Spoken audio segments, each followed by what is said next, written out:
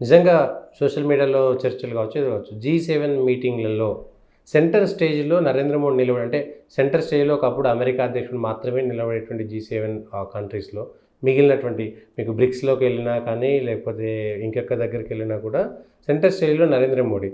ఒక ఫోటోలో సెంటర్ స్టేజ్‌లో ఎవరు నిలబడనేది కూడా కీలకంగా ఉంటుందా? అంటే సెంటర్ స్టేజీ ఎక్కడ నిలబడ్డారనే దానికన్నా కూడా మొత్తం ఆ ఫోటోగ్రాఫ్లో మిగతా నాయకులు ఆయన పట్ల ప్రదర్శిస్తున్న గౌరవం ఏదైతే ఉందో ఆ గౌరవం మనకి చెప్పేస్తోంది. ఈయనకు వస్తున్న ప్రాధాన్యత, ఆయనకి ఇస్తున్న ప్రాధాన్యత. రెండో, ఈరోజు ప్రతి సమావేశాన్ని వీడియో షూట్ చేస్తున్నప్పుడు ఆ నాయకులు ఎవరిని గట్టిగా పలకరిస్తున్నారు, ఎవరితో మాట్లాడుతున్నారు, ఎవరు ఏ రకంగా చూస్తున్నారు అనేది మనం ప్రపంచవ్యాప్తంగా చూడొచ్చు.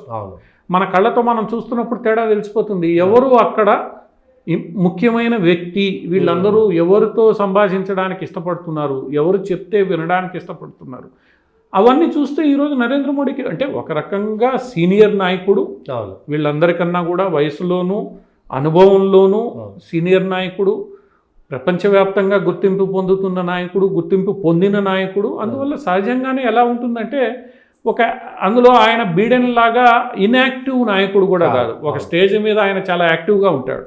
సో అటువంటి వ్యక్తి సహజంగానే ఆకర్షణ కలిగి ఉంటాడు, అందరి దృష్టిని ఆకర్షిస్తాడు. ఉన్నది ఉన్నట్లు గట్టిగా చెప్పడం తెలిసిన వ్యక్తి, దాంట్లో రాజకీయాలు ఉండవు. మేము ఖచ్చితంగా ఈ నిర్ణయం తీసుకుంటామంటే ఆ నిర్ణయం తీసుకునే వ్యక్తి. అందువల్ల ఏంటంటే ఆ నమ్మకం వస్తుంది, వాళ్ళకి విశ్వాసం. అన్ని సమావేశాల్లో భారతదేశం యొక్క అంటే నేషన్ ఫస్ట్, భారతదేశానికి ఎక్కడ కూడా ఆయన పేరు కోసమో ఇంకోటి భారతదేశానికి అయితే ఎక్కడ ఇబ్బందులు వచ్చేటువంటి తలెత్తేటువంటి అవకాశాలు లేవు. ఎందుకు వస్తాయండి? జయశంకర్ ఒకనొక సందర్భంలో, జయశంకరే కాదు నరేంద్ర మోడీ గారు కూడా ఇటీవల ఇండియా టీవీ షోలో స్పష్టంగా చెప్పాడు, నీతో నాకు తగాదాలే, అట్లని నేను నీకోసం వాడితో పెట్టుకోను, నా ప్రయోజనం నేను చూసుకుంటా అన్నప్పుడు నీకు స్పష్టత ఉంటుంది, అతనికి స్పష్టత ఉంటుంది. తగాదా ఎందుకు వస్తుంది? ఇప్పుడు నేను నీతో ఒక మాట చెప్పి అవతల వాడితో ఇంకో మాట చెప్పి రాజకీయం చేయాలని చూస్తేనే మీ మీద విశ్వసనీయత ఉండదు. ఎప్పుడైతే నువ్వు స్పష్టంగా ఉన్నావో నువ్వు కూడా అదే రీతిలో నాతో మాట్లాడతావు, అంతేగాని నువ్వు ఇంకో రీతిని మాట్లాడవు కదా. ఎప్పుడైతే నీకు ఆ స్పష్టత ఖచ్చితంగా ఉంటుందో నువ్వు ఆ స్పష్టత అవతల వ్యక్తికి ఇస్తావు. అవతల వ్యక్తికి తెలుసు, ఇదిగో ఈయన వ్యవహార శైలి ఇలా ఉంటుంది, సో మనం ఇలా డీల్ చేయాలి, అనవసరమైన విషయాలు వద్దు, నీ సంగతి నా సంగతి ఏందో చూసుకో, అయిపోతుంది.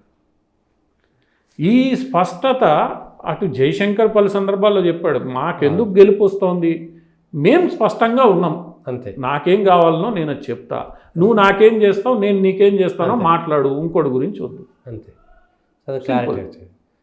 మన భారతదేశ దౌత్య నీతి జయశంకర్ విదేశాంగ శాఖ మోడీ 2.0లో చాలా స్పష్టంగా కేవలం నీ గురించి నా గురించి మాట్లాడుకుంటాం, మన ఇద్దరం ఎలా లాభ పొందుతామో చెప్పు, మూడో వ్యక్తి ప్రమేయం నీకు అవసరం లేదు, స్పష్టం. మూడో వ్యక్తితో నేనేం చేసుకుంటాను నా ఇష్టం, అంతే.